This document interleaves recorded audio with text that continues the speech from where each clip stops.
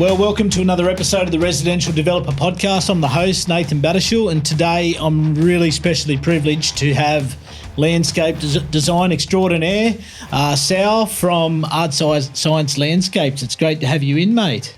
Thanks for having me, Nathan. And look, we've been working with you for a while, and I've always seen a huge value in landscape design. I know we were talking when we got a coffee prior to coming here into the studio that maybe a decade ago in some spheres landscape design wasn't valued, but I think it's only becoming more and more popular and important, and in most areas now it's becoming a requirement, a compliance requirement, absolutely, especially in the development space. Yep, absolutely.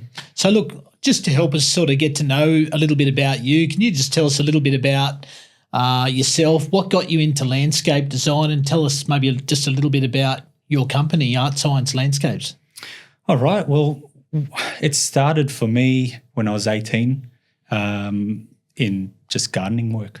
Decided I wanted to start my own business, started off there, ended up going to get my structural landscapers trade, my certificate 3 in structural landscaping and horticulture, and then the natural progression led to me getting a job in that industry or in that part of the industry, and then starting to do landscape design.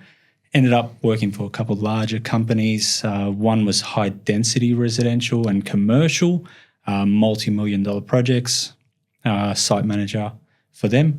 Then I moved on to another opportunity at another company which was also a site manager's position, but in the medium density to low density residential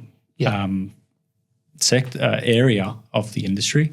And we were essentially turning over hundreds of houses a year, landscapes for hundreds of houses a year. So the actual construction? The actual construction of it.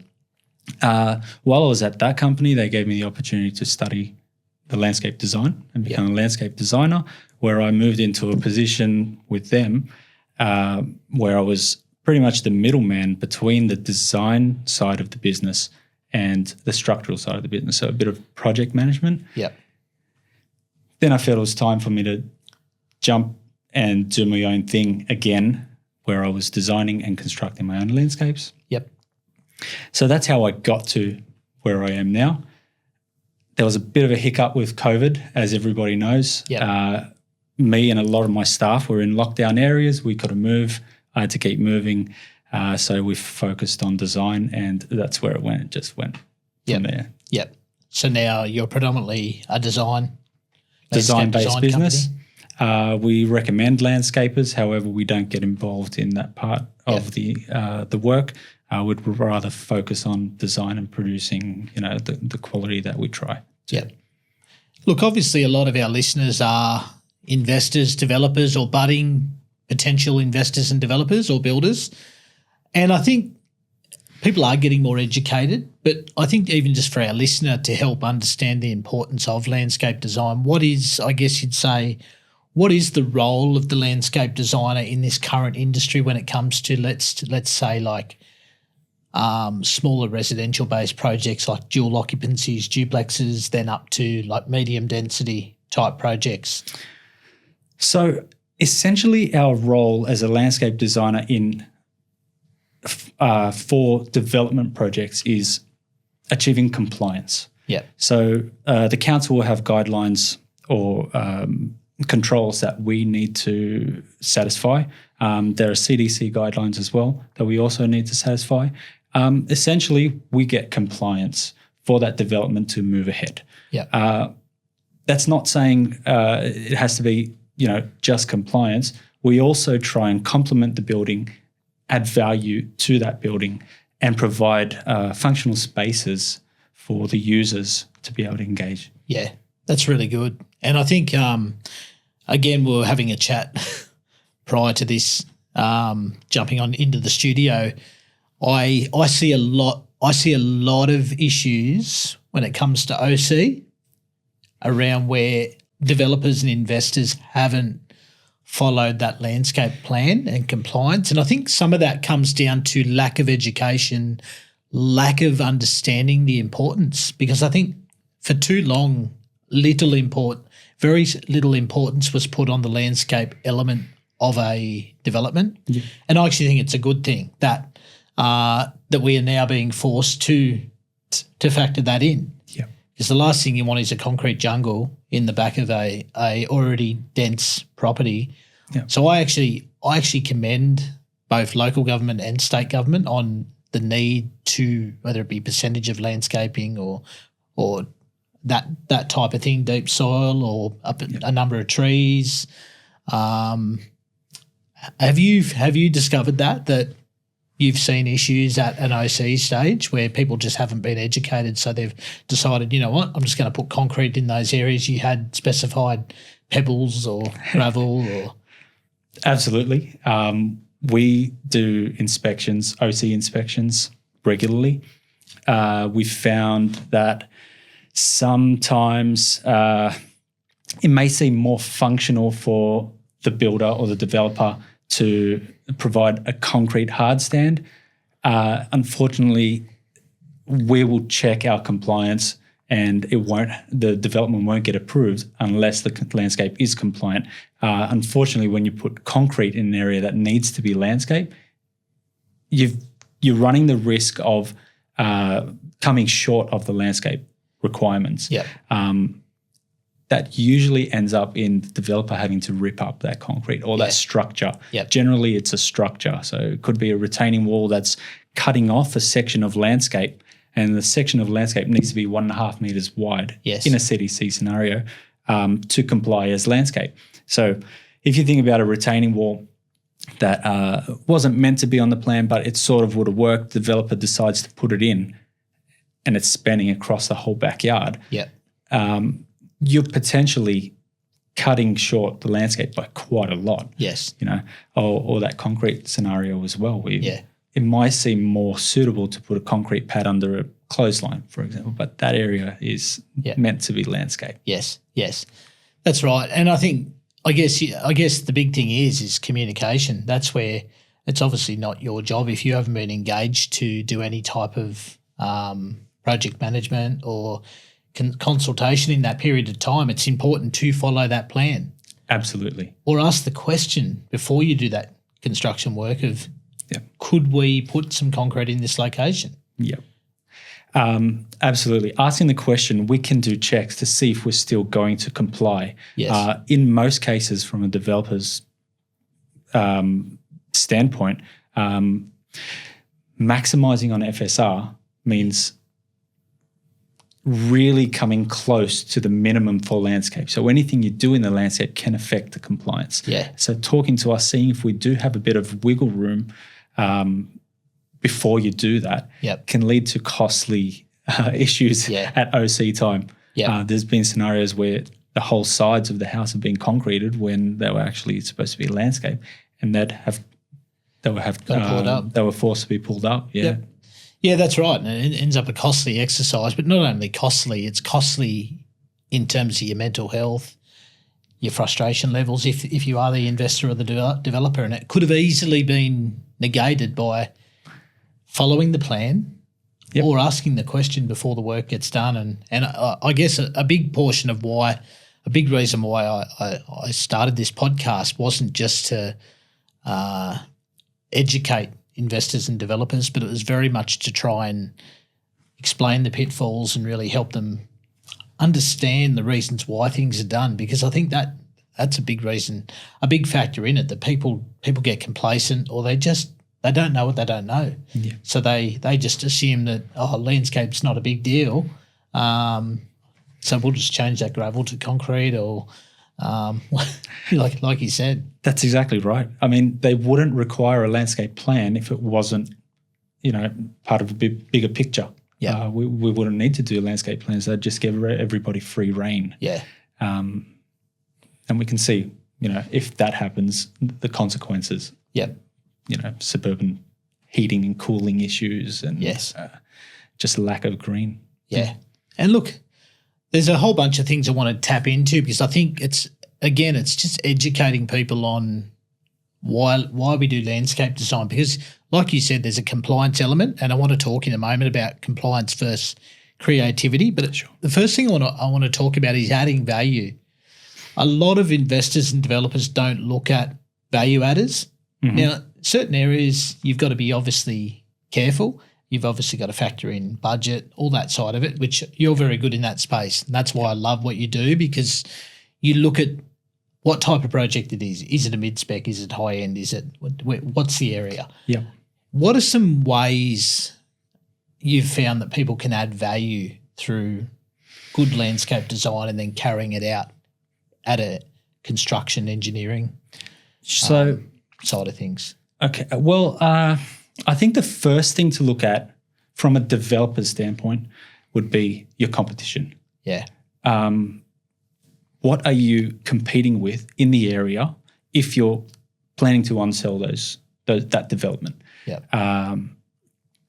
And depending on that, you should either, if you're building to the spec of a property that's sold down the road and you're wanting to achieve the same result from the ROI, it's probably a good idea to try and match the spec for landscaping as well. Yes. If it falls short, essentially landscaping is complementing the building. It always needs to complement the building. Yeah. And if you fall short of that mark, it devalues the building because the aesthetic appeal is reduced. Yeah. So it's usually what we do before we provide a final plan. We try and do a drive-by. Yes. Even if it's on Google, if we're short of time, we try and do a drive-through and see what a similar spec building in the area has done in terms of landscaping. We try and get an idea of whether people are putting more into the landscaping or less into the landscaping. Yeah. And then we base it on that, because you want to be in that competitive space, for that type of development. Yeah. So I think point one is competition and knowing what you're trying to achieve in the end. Yeah. No, that's really good. Yeah. What about compliance versus creativity? Because I think like we spoke about, that sometimes compliance gets neglected, or people are only thinking of landscape through compliance. How do you juggle compliance versus creativity when it comes to, say, around requirements of DA versus CDC, and then obviously, like you said, different markets? As a landscape designer, how do you tiptoe between the two? It gets tricky. We are tiptoeing, yeah. It gets tricky because as a developer, you want to maximize the potential of the development. That usually means maximum FSR, which leaves little wiggle room in the landscape space. If you want to add a feature and get creative with the landscape, add a feature, for example, a paved fire pit area, which is really trendy at the moment. We see on shows like The Block and, through social media. There's some really cool outdoor functional ideas floating around. Yeah. Unfortunately, if the FSR is too much and we're just scraping through with the landscape requirement, putting any structure in there is not possible for compliance. So it's a bit of a juggling act. Sometimes it can be done. In a lot of cases, unfortunately, that area needs to be turf and garden. Yeah. And in that circumstance, we try and make the landscape shine and put our creativity into the picture by using plants. Plants evoke lots of feelings. You can have different forms of plants, and we try and use those plants to evoke certain feelings to add quality into the picture. Yeah, that's great. Where structure can't be used. What about, do you guys ever take it, when we're talking about creativity, do you guys often look at different things like solar access? If it's a western side of a property, is that something that you guys sometimes look at and speak up on if there is an opportunity and avenue? It's probably the first thing we do before we start to draft a plan. Yeah.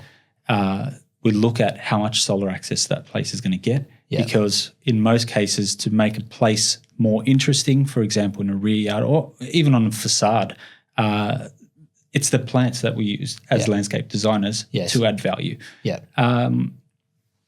If there's no sun and the client's brief is to achieve a Mediterranean style garden, it's very hard to achieve that style if you don't have the sunlight required to grow the plants that are typical of a Mediterranean style garden. Yeah. So absolutely we look at the aspect and how much sunlight we have. We also look at topography and whether the area is going to be likely to be wet and collect a lot of rainwater. Yes. And that'll affect the plant species as well. Yep. So yeah, the aspect in terms of the sun and the context of the site itself is probably the first thing that we look at. Yep. What about debunking a couple of myths? Because I think a lot of people, when they think landscaping and what you can have for landscaping, they only think lawn, gardens, and trees. Okay. What are some other things and materials and various things that you can use that actually are considered landscaping? Because I think that's a myth that sometimes people, that's all they think about is grass, plants, trees. In terms of compliances, the definition in most LECs for landscaped area is anywhere that grass, trees, shrubs and ground covers can grow. Yes. Gravel doesn't typically classify as landscape when you look at that definition. Yeah. So it's landed us in a little bit of a situation where we've had to turf down the whole side of a house in order to get compliance. So generally speaking from, an aesthetics point of view, the sky's the limit in the backyard. Yeah. Talking from a compliance point of view, gravel and concrete obviously don't add to landscape. So it just depends on where the direction that question's coming from. Yeah. Gravel paths, if you have the space for compliance, are a great way to sort of create a destination in a landscape. Yeah. Sandstone isn't going to affect, for example, natural stone boulders or a natural stone structure isn't going to affect your compliance either. Yeah. Doesn't necessarily have to be just the green stuff. Yeah. Yeah. Yeah, and I think that's a myth, isn't it? Because I think there are products, and there's always new products, isn't there, coming out in the market where you can achieve different functions without it just having to be only lawn. Because I think we are coming into a time now where some people just don't want the huge big backyard to mow anymore, so they're looking at alternate methods and not so much to negate landscaping, but different types of landscaping that require lower maintenance, for example. A veggie garden is a good idea, is a good scenario with, I guess, the cost of living rising, people becoming more into sustainable living. There's a big push in the government for making things more sustainable. People might jump on board, with a veggie garden, and I guess it's a good idea. Yeah. Complies. Yep. Doesn't need too much. Gets you interacting with the garden. Yes. That's one idea. But generally, when there's a structure, it affects compliance. So that sort of throws a bit of a spanner in the works if you're looking for a deck, for example. Yeah. Yep. Yeah. Yeah, that's right. So essentially a deck, just because a deck might have grooves in it, it might have dirt or something underneath, but the reality is that's not considered landscape. No, unfortunately not. Yep. No, and I think it's important for people to be educated on this, because I think a lot of people have so many interpretations of what they do and don't deem landscaping as, and that I think that's where problems come into play, because people just make assumptions. Yep. Rather than engage a good landscape designer and talk with them through the process of what alternate methods can I do, what's possible, what's permissible before starting construction. Going into it. Absolutely. Some councils even consider the clothesline. If there's a clothesline in that section of the landscape, it's not considered landscape. Yeah. They'll discount that. Or shrubs in the principal private open space, that can also become an issue. Like a hedge or something, it needs to be clear open space.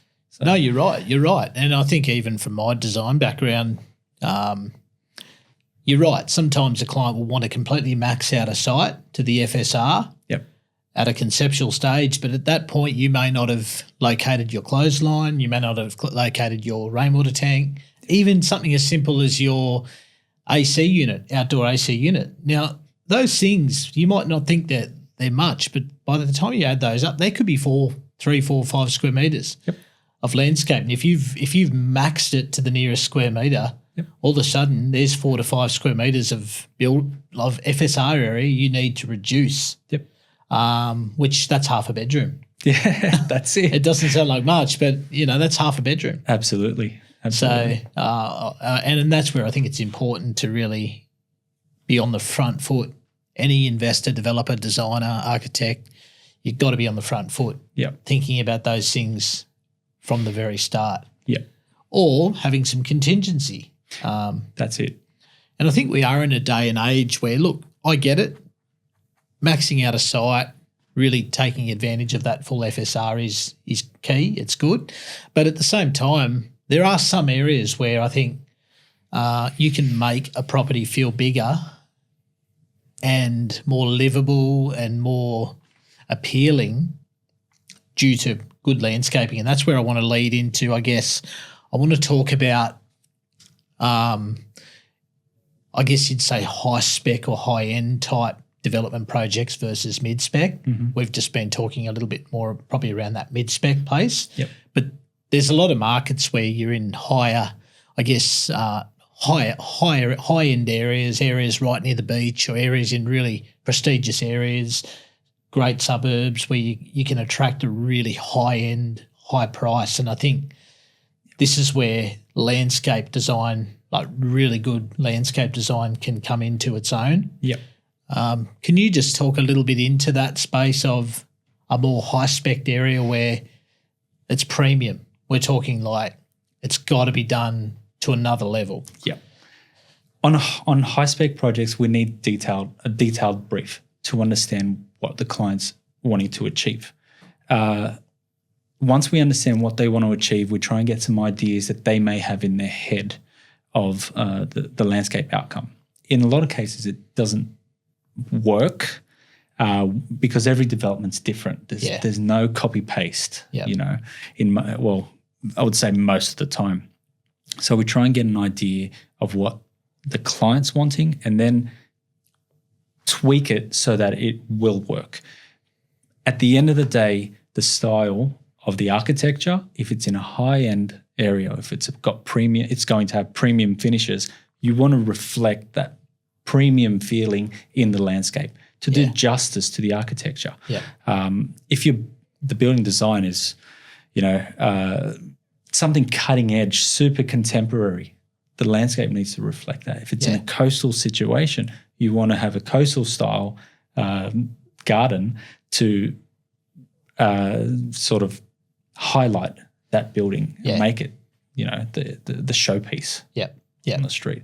If you cut back on that detail, you're not doing justice to the building. Therefore, devaluing potentially, Also using techniques like framing the building with trees and using scale that directs your attention up towards the building or the entrance, using colours and textures that complement the colours and textures or contrast with the colours and textures of the building are all things that we sort of consider in those areas. There's a lot that goes into it. It's not just, throw in plants. There's a lot of going back and forth. There's a lot of 3D visualization that we try and express our ideas so that you get an actual feel of Can you talk us through that process? You just tapped onto something I think is really key, especially for these higher end projects. I know you did a really amazing one that stands out to me, a project in Bowral. And Bowral's very popular and well known for its really prestigious, well kept, well manicured, next level landscape. And I think that separates the boys from the men, I think, for a product in barrel. Like it's all well and good to have a nice product, nice architecture, a nice design, a nice feel and a nice flow. But I think if you want to go to that next echelon, I think you've got to have something that blows people away with the landscape design. And I love the fact that you've brought that 3D modelling and really visualising that side of it in. Can you just talk us through that? What brought that about? How's that been for you? And I guess what advantages have come as a result of the 3D visualisation and modelling? Well, we found that a lot of customers weren't able to visualise the landscape from a 2D plan. Some can, and for example, myself or yourself, looking at a plan, we can understand what it's going to look like in 3D by looking at the 2D. But we found in some cases we were doing multiple revisions for some designs because they couldn't visualise what it was, and they thought they were going in the right direction where they were actually complicating the project. So we decided to implement 3D rendering, walkthroughs, VR,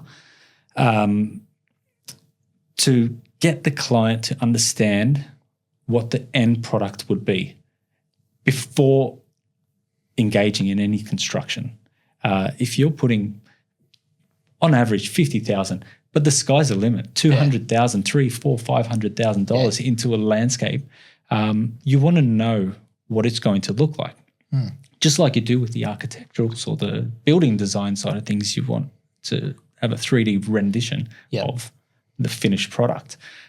So we found starting with the 3D model and just sketching over it, brainstorming with the client in this scenario, and really working our way down towards the final, the finer details, really work to get that result. You know? And I guess you can model the actual plants, can't you? Like we use plants that are exact species, or very similar, to get that final, an idea of what the actual result is going to be. We can scale up the plants to show you what it's going to look like 15 years later. Yeah, that's amazing. And we can change the time of the day to show you how you can use that space to utilise the sun or the shade in particular. And for those type of projects, I guess it's not just the shrubs, the plants, the lawns. You can go right into depth. Like you mentioned, the fire pits. I know you're doing a couple of exciting townhouse projects for us down south, where we're implementing some really nice little features like fire pits and I know what the project in Berry that's coming up, like really amazing pools and next level landscaping. Like it's really incredible what can be achieved in those areas where you do need to attract a higher buying pool, like a really next level buyer. Looking at the architecturals, I'm really excited to jump into that Berry project. It's looking really good. It's providing lots of functional areas in the landscape, and I think the result's going to be really good for that one. It's great. Look, and what about, obviously we've talked about Mid-Spec, we've talked about that higher end product. Are there any hacks or any little tricks? And like you said, every site's different, every product's different, every area's different. But look, there are people out there that want to do some cost-effective things rather than just doing the typical little garden bed at the front, near the driveway, a tree at the front, tree at the back, maybe a little garden bed at the back of the property. That's like your typical bare minimum landscape. Compliance, Are there any little hacks or any little cost-effective tricks for someone in maybe a mid-spec area but just wants to maybe just have a little bit more appeal without completely overcapitalising? Let's just say it's your typical mid-spec area where normally people go the bare minimum, like I said, little bit of landscape at the front, little bit some shrubs maybe at the back, and maybe a tree at the front, the back, then lawn. Are there any other little cost-effective things where maybe they might just want to spend maybe another $5,000, for example, but that $5,000 could actually attract a higher buying pool, but it could actually be the difference between someone looking at their product and three other comparable ones And I've seen this where sometimes the only separating difference could be an interior, a little bit more has gone into the interior or a little bit more has gone into the landscape. Sometimes that's what separates like the product. Yep. And I think it's important for investors and developers to start to look at landscape. Interior design's another one, but obviously for your purposes, landscape. Is there any little hacks if someone had an extra $5,000 that they just wanted to make it pop in a competitive market to maybe just give them that edge? Yes. When you're talking basic compliance, like you said, simple garden beds, a hedge for screening from the neighbours and a tree. A very simple way to add dramatic interest to that, for example, a backyard or a front yard, is using curves. Yeah. The curves direct your attention and circulate your attention through a space rather than, just having a simple shrub at the back where you've got two corners and your attention's sort of getting stuck in those corners. So adding simple curves, which we try and do to make that you feel, a bit more able to move around that space rather than, attention stopping in a corner. That's a simple way of doing things. Another way to sort of reduce the cost but make things look a little interesting, depending on the style, would be structural elements like retaining walls. Sometimes a rendered wall can end up looking a little stark. Yes. Depending on the style of the building. Yeah. There's to make that exercise a bit more cost effective. A concrete sleeper retaining wall is more cost effective, and there's a texture that it brings as well. Yeah. So you could be saving a bit rather than putting a bit actually into the design. Yeah. And if that texture works with, for example, concrete sleeper retaining wall, you've got concrete rendered walls. They could complement each other. Yeah. I've found that. I've actually done that in a lot of projects where I've specified a concrete sleeper retaining wall because it complements that building. Yep. Saving on cost. Yeah, that's right. So sometimes the you can make things look better and actually spend less. But I think the thing that really makes a landscape shine, especially if you're looking for just a $5,000 increase in the amount you can put, are plants. Yeah. And I don't mean some trees are going to cost $5,000 for one. Yeah. Yeah. I'm not saying that. I'm just saying, putting a bit more effort into the planting to make that space have a lot more interest is probably the most effective way to do it. Yep. Now, what about it only works in certain areas, and you touched on it before. You've got to look at especially those high spec'd up areas where you've got to achieve a certain mark, or if you've seen something that's broken some records in an area, in a higher spec area, higher end area, you've got to really study the market. What did they do? Yep. What about some of those areas where when do you think it's beneficial to be, for example, planting mature trees? Do you see much of that? Is that popular? Is there a space for that in the investment development based space? Generally, developers will gravitate towards smaller plants because they want to reduce the costs. Yes. And this is generally not every single project.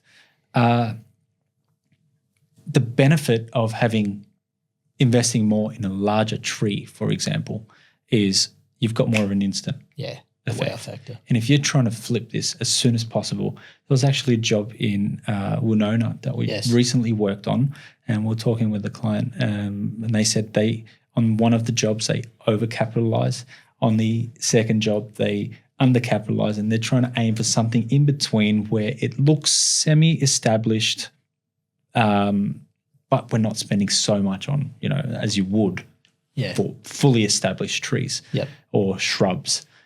So you can have an instant effect by purchasing and installing larger shrubs, And that doesn't affect compliance at all. Yeah. That can be done at any time.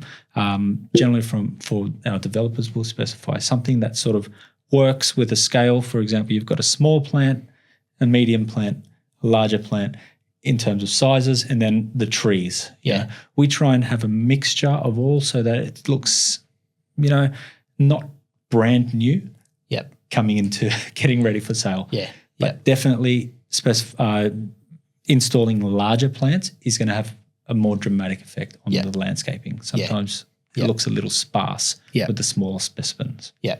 And I think you hit the nail on the head. I think it's knowing your market, studying your market. Don't just assume. Yeah. Have a look at 5 or 6, 7 properties that have sold for the highest premium, and what did they do? Yeah. What did they do different? What did they and if they've all used more established plants, spent a lot more on landscaping, well, if you want to get into that market, that echelon, you need to know your numbers. And I think that's another factor, and maybe we can just touch on this quickly. Sure. I find when a lot of people are running their feasibilities, they're getting costs off builders. For example, builders will say, let's just say, a builder might say, look, it's going to be 1.6, 1.7, 1.5 minus driveway and landscaping. And I think that can be frustrating for a lot of investors and developers, especially if they're new to the game or they've only done a couple of projects. What do you say to people when they come to you and they've been told that by a builder? Where do they start? In this game, how do they get their head around what to allow for landscaping? Just for a typical mid-spec, nothing over the top, just your typical mid-spec type product. I would say the best thing to do is engage an actual landscaper. Yes. If it's going to cost you a bit to produce that quote, you're paying for the information. Yeah. You're paying for a really useful bit of information, although it may be a guide. If the development comes a year later, those prices might change, but at least you have some sort of a guide. Yeah. So I think it's really important to get a landscaper to quote that early in the process before maybe the landscape is finalised, so that if you're in that range that you need to be in, that you're not overcapitalising or underspending on the landscape. Perfect. And in terms of your plan, I guess a landscape, you provide enough detail where a good, competent landscape designer should be able to give an accurate. You mean a structural landscaper should be able to give? Absolutely. Yeah, should be able to give an accurate estimate for them in terms of the design. Yep. In terms of the landscape construction side of things. Yeah, we try and show as much detail as possible with the information that's provided to us. Yes. So that can be quoted right away. Yep.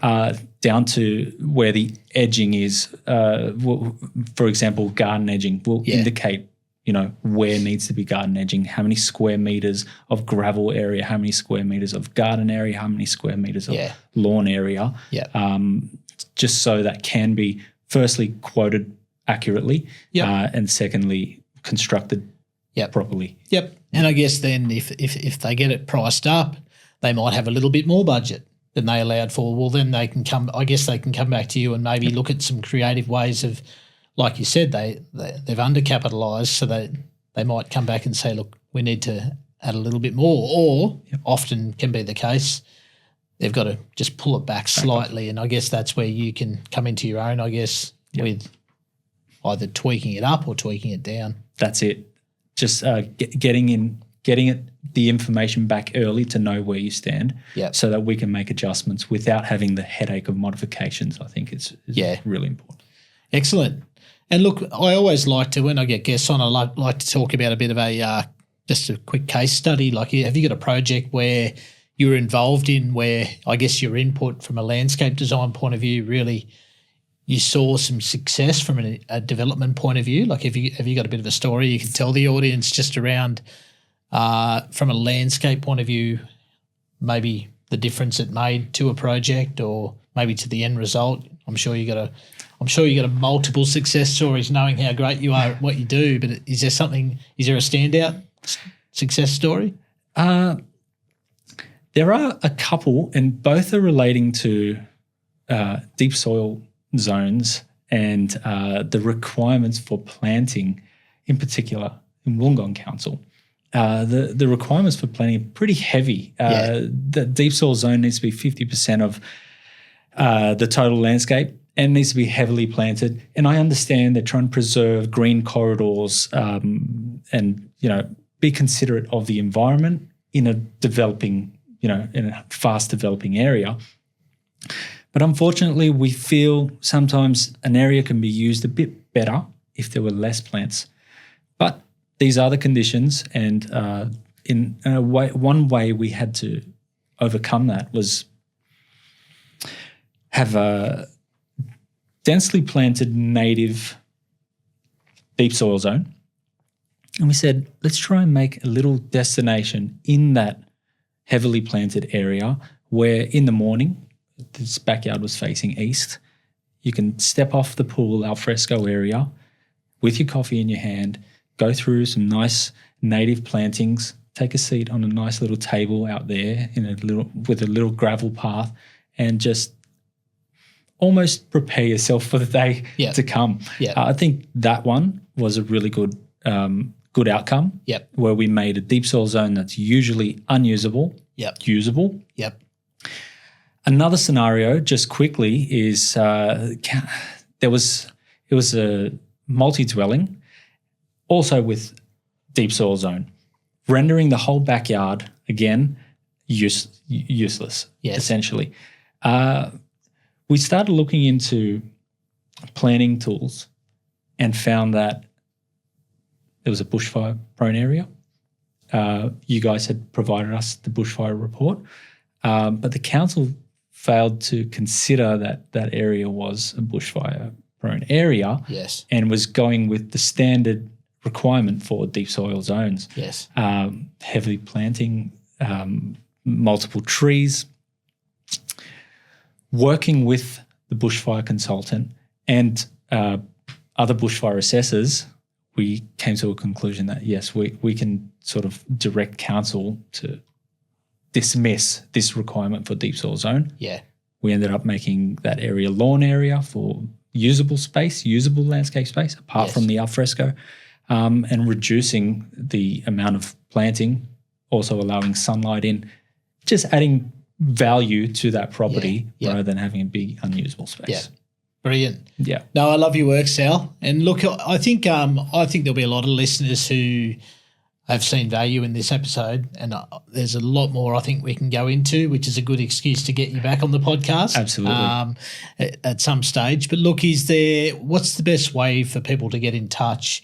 Can they get in touch and have like a bit of a feasibility session or just a quick consultation with you just to talk about their project or talk about their next project? Because I think I'm very big with all of our listeners on building your team, developing camaraderie and building that longevity with your team and having your go-to person, whether it be landscape design, building design, architecture, interior design, construction, building.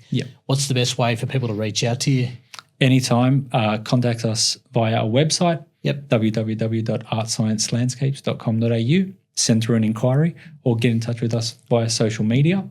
We're always wanting to communicate with our customers. Any information is useful information when you're designing a space to be used. Any information. So more than happy to go through future projects or current projects or even projects in the past where things didn't hit the mark. Happy to improve on the next one. Brilliant. And look, maybe there's just one little piece of wisdom or advice you might give a budding investor or developer, somebody who is doing projects. Have you got one little last piece of wisdom or advice as a landscape designer to people in this space? Just a parting shot. I would say the landscape makes you feel a certain way, just like when you walk into a room. When you walk into a studio, when you walk into a kitchen, it makes you feel a certain way. The landscape doesn't differ from that. You can evoke feelings. You can make impressions through the use of plants and landscaping. I think that's number one. Number two, stay true to the building style and what the designer has done with the building design. Stay true. Don't try and deviate away from that style. and the whole thing should be looked at to work harmoniously, the whole development. Brilliant. Very good, mate. Well, it's been good to have you on. Thank you for having me. It's been great. Yeah. And look, I hope you guys got value out of listening to this episode. Every time I listen to an episode, I learn more and more, and I've learned even more today. But look, we're going to put Sal's company details in all of the show notes, so you can reach out to him and his company and get in touch and discuss your next project. But look, if you enjoyed this episode, I want to encourage you, as usual, like, subscribe, share it around with family, friends, anyone you know that is interested in the space of investment development or even doing a landscape design on your own home. Sal's brilliant in that space. So thanks for listening, and we'll see you next week.